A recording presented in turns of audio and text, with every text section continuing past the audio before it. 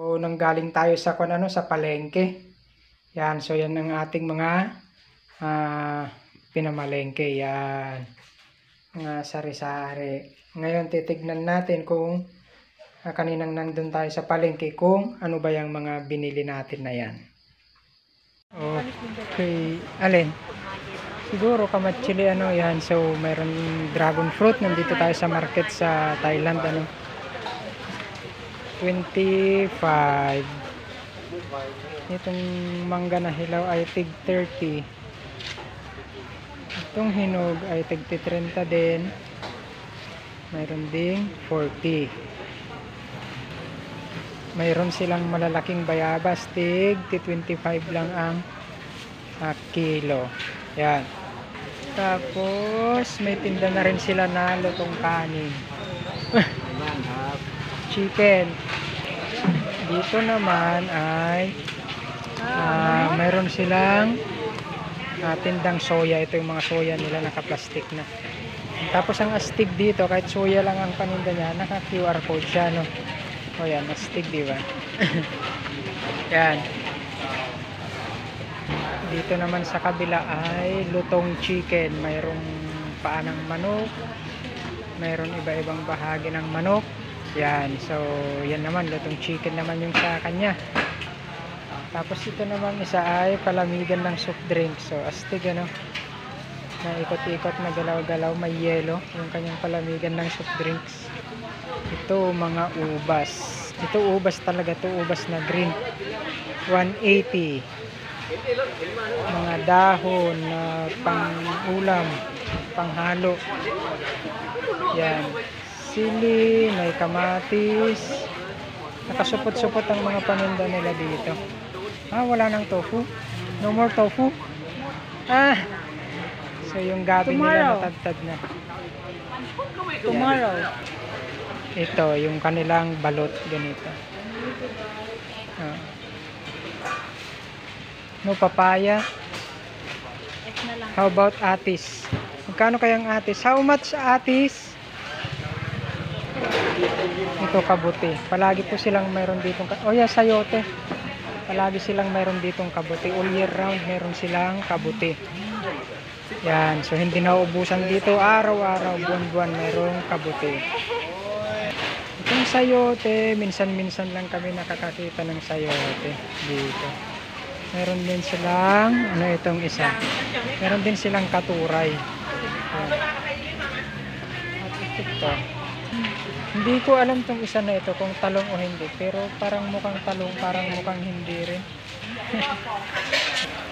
Ito namang isa na ito ay tokwa, tofu. Yes. In Philippine, tokwa. Tokwa. Yeah. So ito naman yung kanilang tokwa. Yan.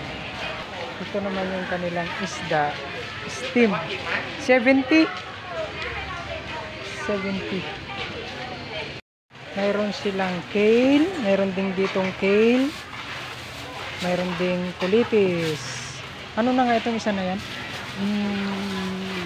Kinchay. Hindi ko alam kung ano yan. Yan, kulitis. Dalawa. Ito yung basil. Isa lang. Basil. Yan. So marami sila ditong mga dahon-dahon. Ito naman ay labong. Itong kanilang labong ay luto na pag binibenta nila. Manaw. Ano na nga ang manaw? Yan, kalabasa. Ito yung manaw, sabi nila. Ano na ang manaw? Dayap. Meron silang talong na bilog, merong kalabasa, meron ding sigarilyas. So dito naman ay tindahan ng itlog.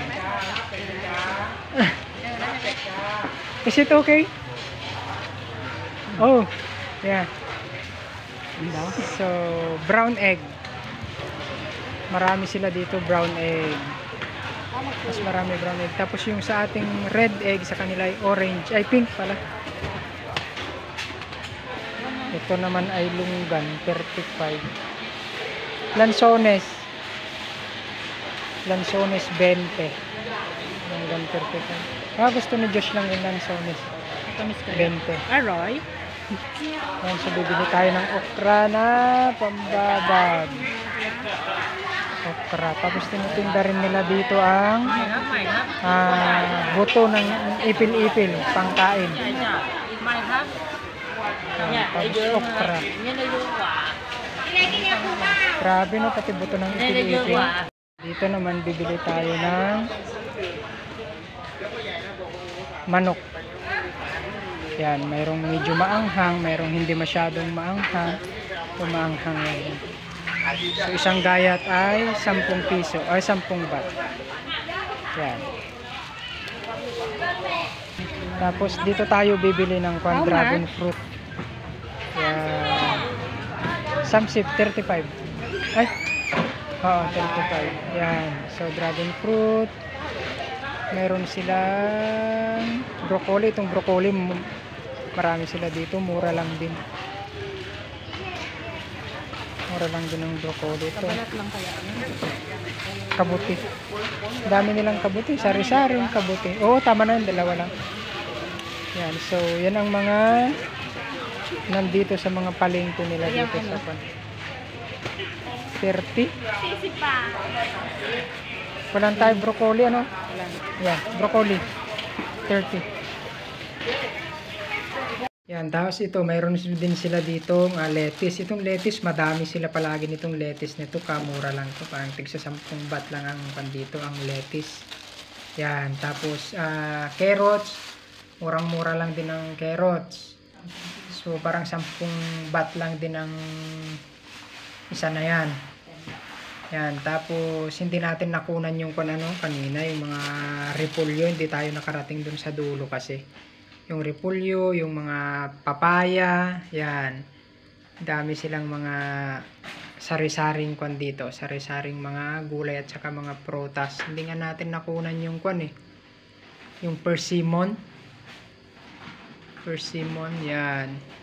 Ito naman ay apple at saka peras. Yan. Itong apple tag 10 lang ito. Itong peras tag 10 lang rin. Hindi nagbabago ang price nito dito. Itong mga prutas na ito. So murang-mura lang palagi yan dito.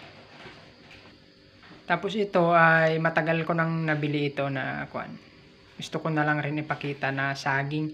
Wala silang saba dito. Naghahanap ako ng saba. Wala talaga akong makitang saba. Ito yung parang pinakasaba nila. Hindi naman mukhang saba.